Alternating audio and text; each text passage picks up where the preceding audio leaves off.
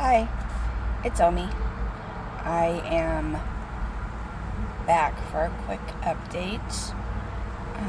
I don't know how many people actually look at this, if anybody really does, and that's okay. I have been extremely depressed, and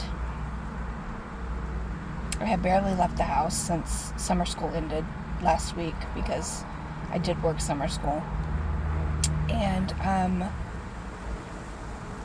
I am up and dressed. I showered. Yay me. But I have been extremely depressed. Don't want to do anything. Don't want to go anywhere. I am having issues where I'm having extreme trouble walking.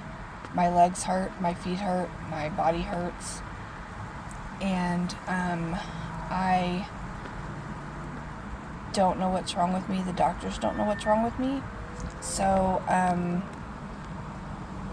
it's just really hard. It's hard to leave the house. It's hard to do anything. It's hard to, walk from one room to the other.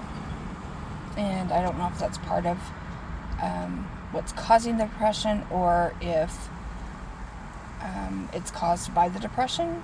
But I do have fibromyalgia and some other health issues that I think I mentioned before. And so I don't think that's what this one is. I am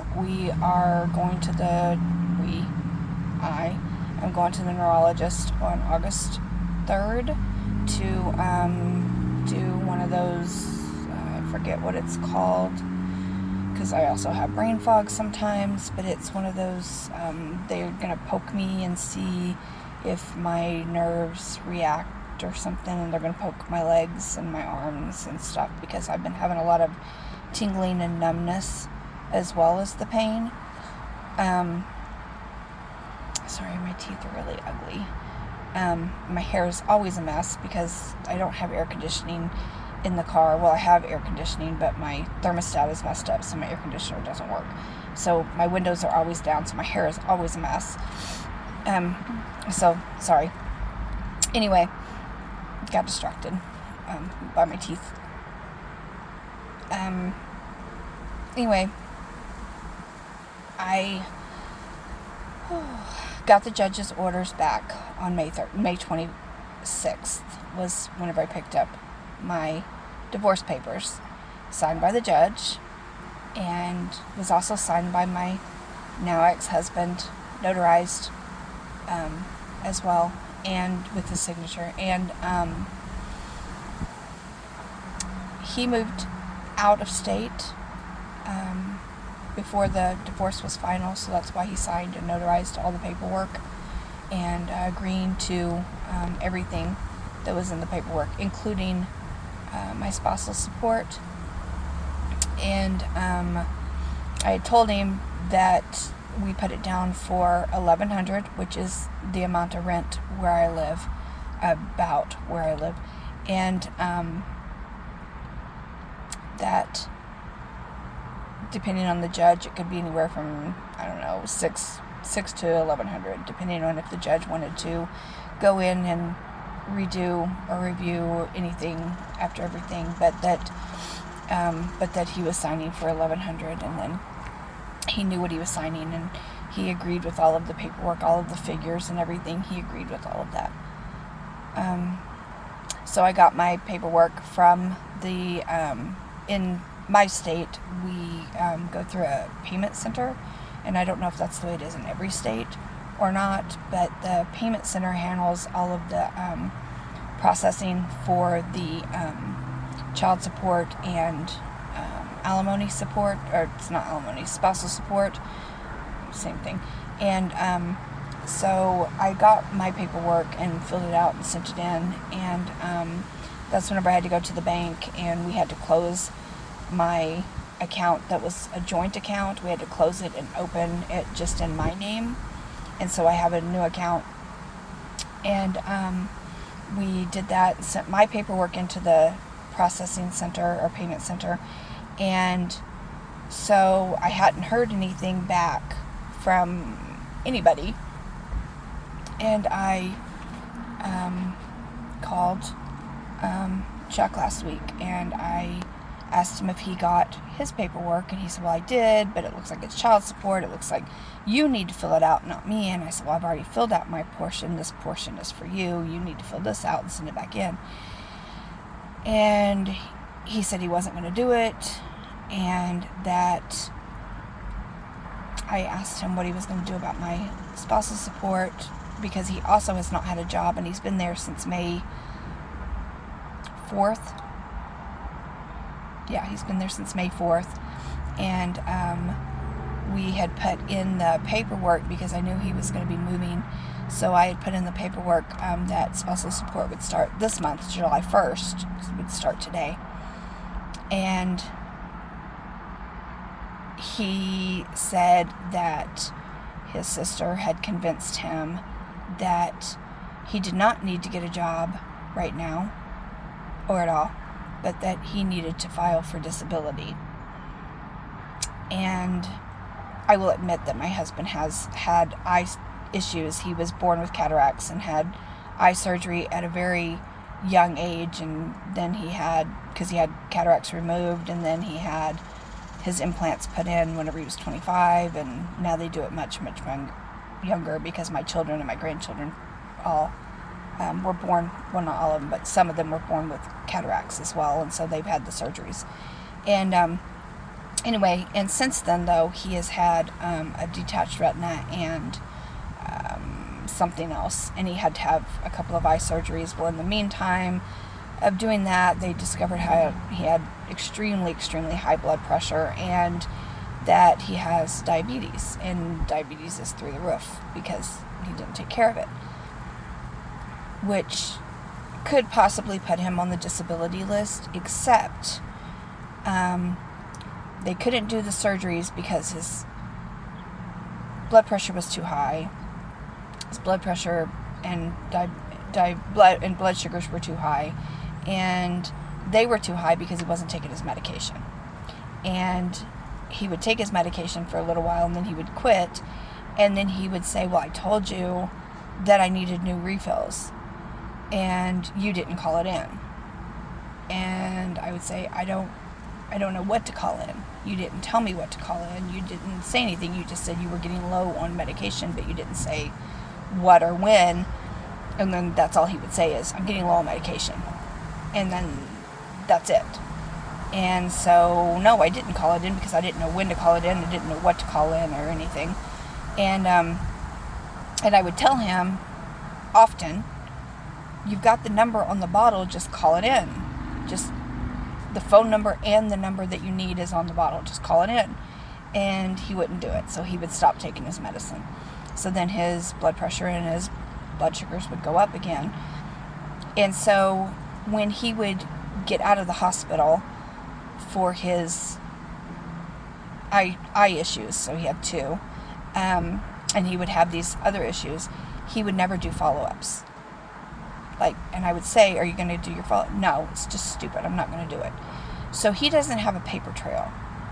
He doesn't have any kind of anything, really, other than the 2 times he was in the hospital. And a few times that he went to the doctor. That was it.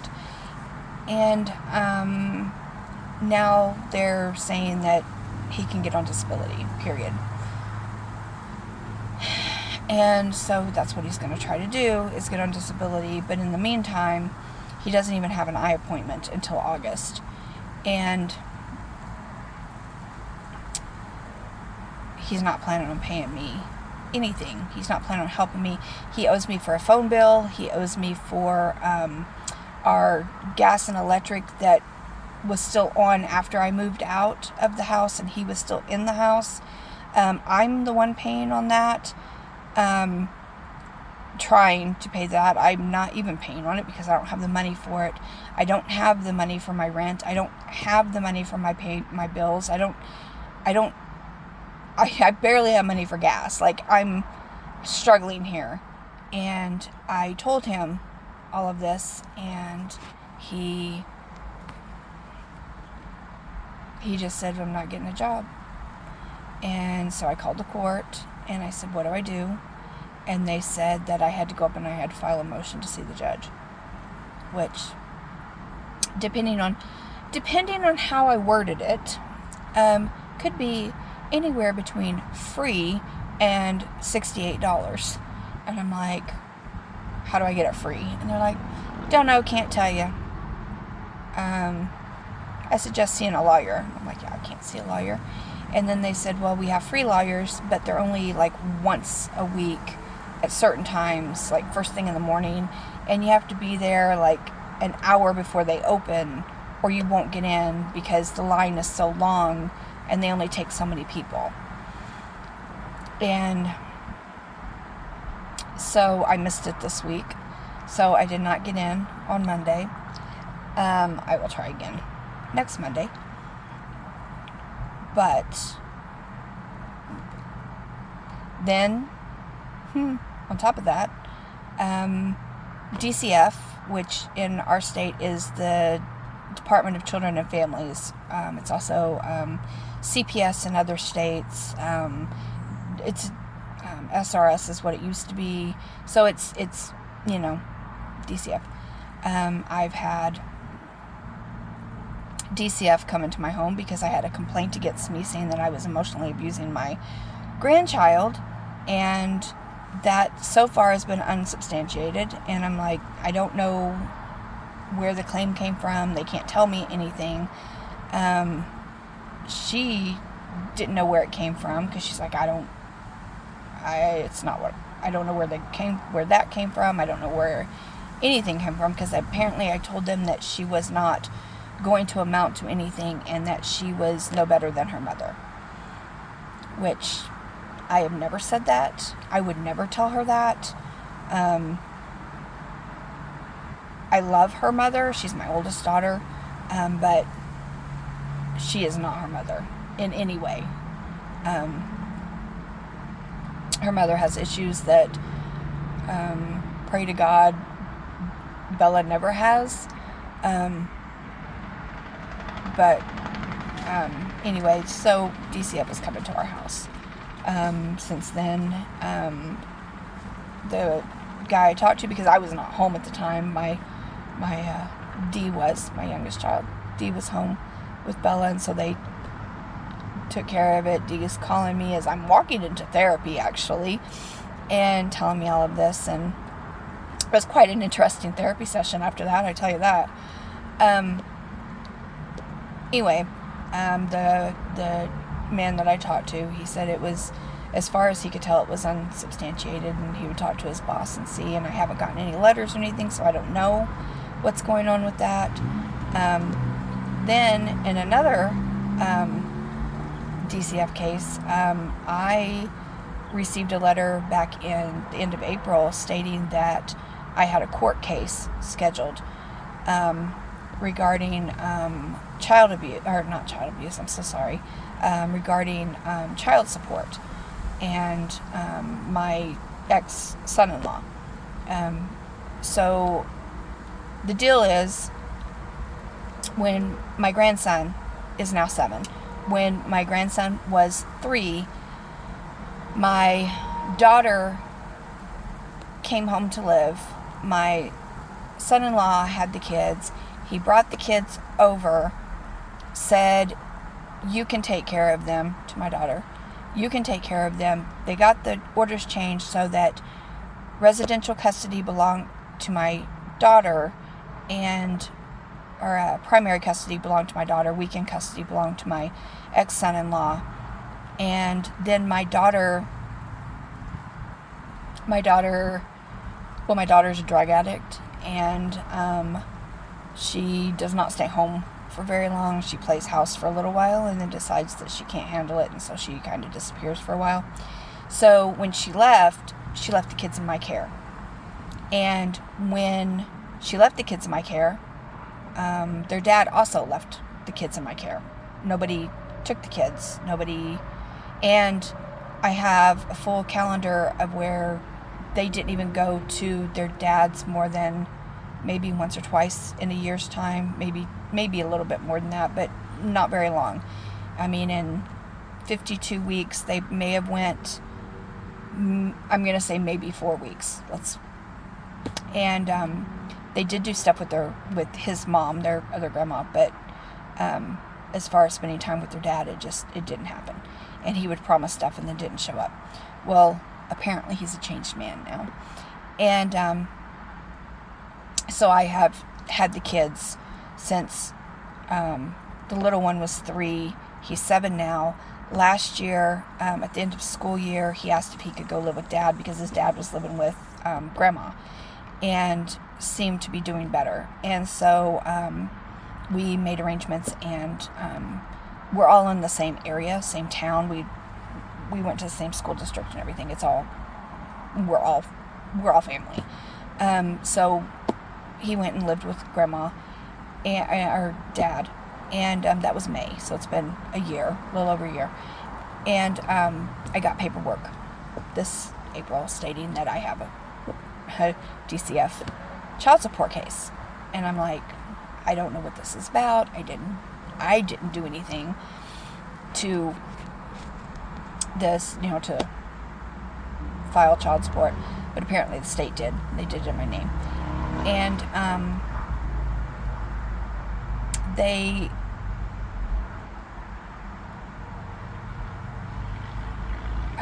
so we had that court case this morning. It was a Zoom meeting. And so I went over to Grandma's house and got the dad, and he sat in the car with me because I had better service outside than inside because I don't hook their internet up.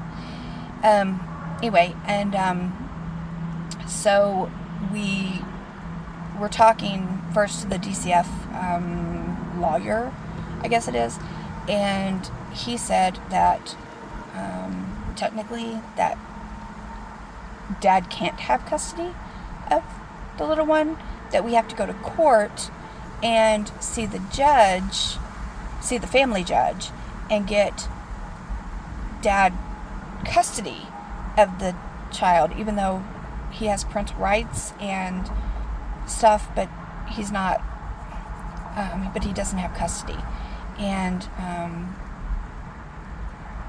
I guess because Mom had primary custody and because I left it in my care, now I have primary custody. So I told Dad when we got off the phone that since we were going to go to the judge to do this in family law, that whenever he was filing for custody of the little one, I'm filing guardianship for my granddaughter because she lives with me, and I was going to file guardianship anyway. In fact, I have a appointment scheduled in the middle of the month. And I'm going to file guardianship then and just do it all at once and get it taken care of and see what happens. And I'm hoping that everything works out and I get to keep guardianship of her. I have power of attorney. I have a legal power of attorney for both children. So I can do everything that the parents can do. But I would really like to have that guardianship paperwork done so that it is more legal for me to have Bella in my custody. And then I also told the dad that in a year or two, preferably a year, but in the next year or so, I am planning on moving to where my other daughter is. They're military, and I know that she could really use some help with her kids, and I would like to be there for her as well. I've been here for these kids. Now I want to also be there for her. And my plan is that if Bella would like to, I am so willing to just take Bella with me. Now, Bella will be older at that point, and it will be her choice if she wants to stay with her parents. Well, her mother currently is incarcerated, and we are unclear when she'll be out, because she goes to court next week. But in the meantime, we go to court to see the family law judge, and then we go back to court for the DCF case, for the child support case in August. So all of this is coming up, all of it's hitting me. I'm trying to make money for my rent. We're working the Amazon Flex so that my kids can help me deliver the packages whenever I can't make it to the doors.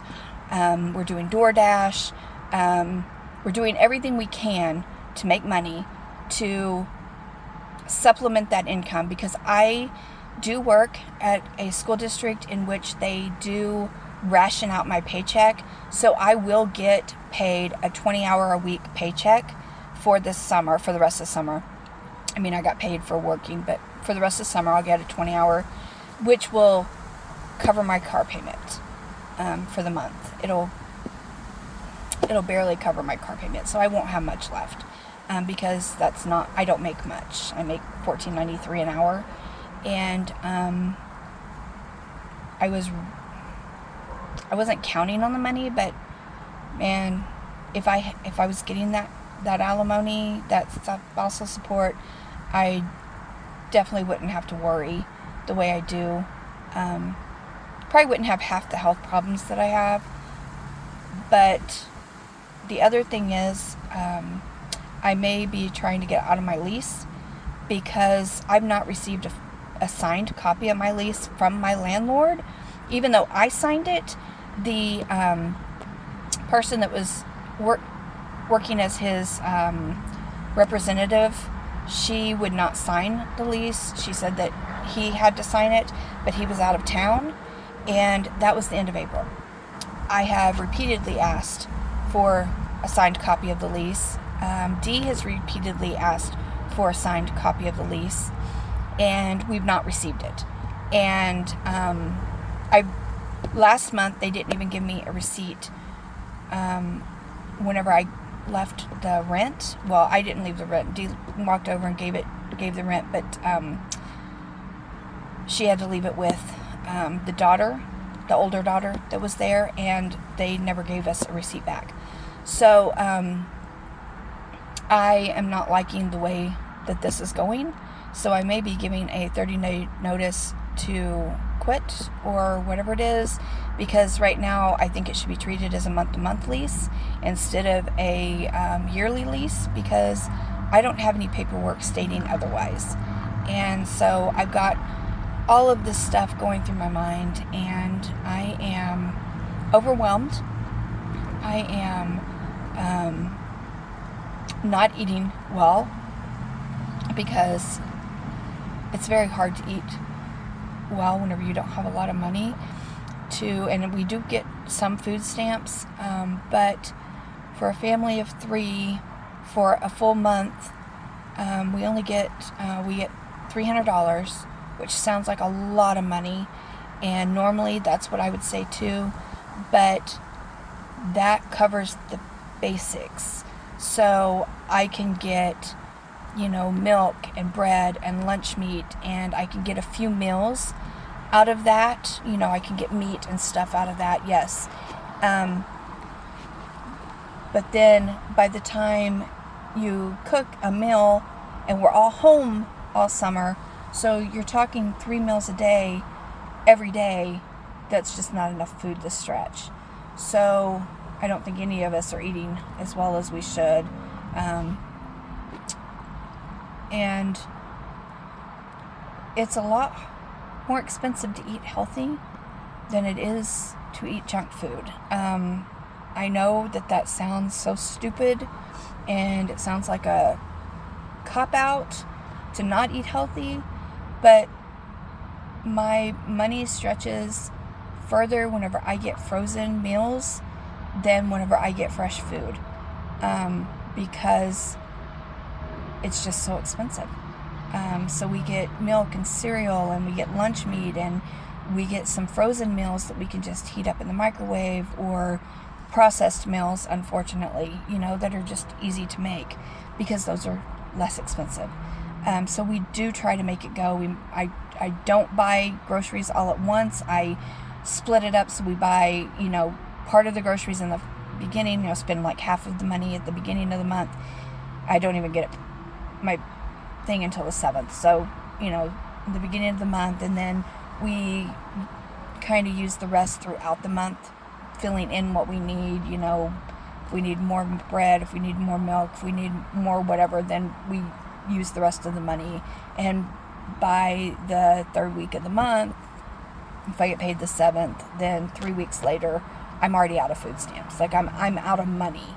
And if I have to use my money, which I have this month, I used $160 this last paycheck, to try to supplement our food. I mean, we got fruit and, quite a few things that we needed, but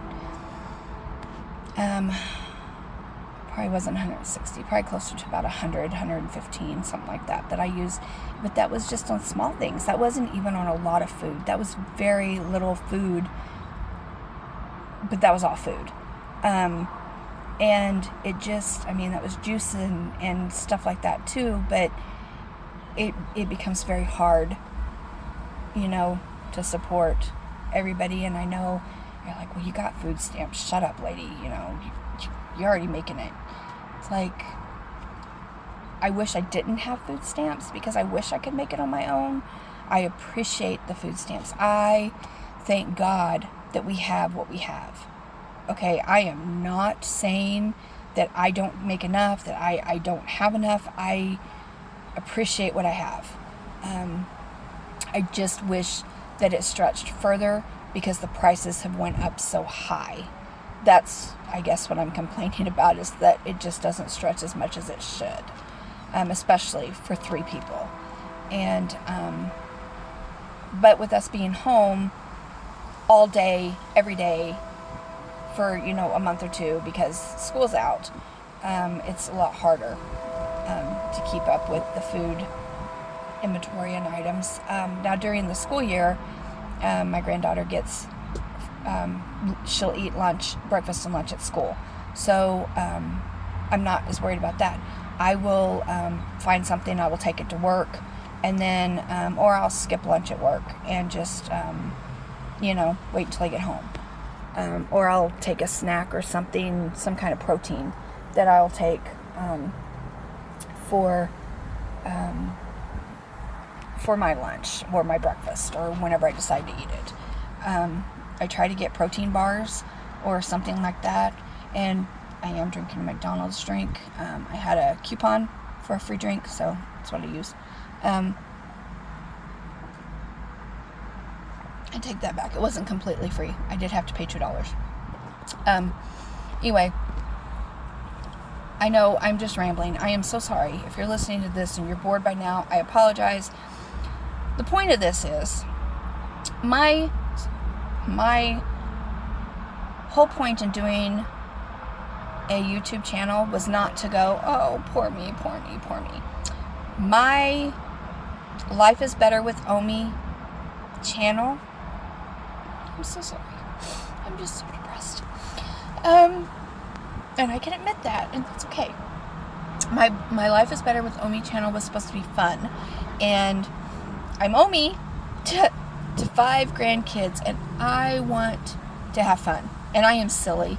Oh my goodness, I am silly. I have voices like you wouldn't believe, and so sometimes on this channel, you are going to just see me being so stupid and so ridiculous that it is just going to blow your mind that an old woman like me can be so stupid. But not in an unintelligent, stupid kind of way, but in a fun, silly, stupid kind of way. Okay? Because I may not be the smartest person in the world, but I am not stupid and not unintelligent. But I do like to play and be silly, and that is what I want my channel to be about now. I am tired of being silly and depressed. Sad and depressed, and I want some fun in my life, and that's what my grandkids are for. That's what I'm supposed to be there for. So my channel is going to be a little bit different, but I will keep everybody updated if you're interested on what's going on with my stupid life. All these stupid court things and everything, and with my health. And I just appreciate anybody that's made it this far in my video. Thank you for listening. Thank you for hearing me. Thank you for seeing me. And I know that there are other people out there that are depressed and feeling the way that I am, maybe not with as many.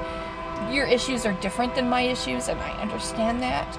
And I want you to know that you are seen and you are heard, and it is okay to be depressed, and it is okay to be sad. It is not okay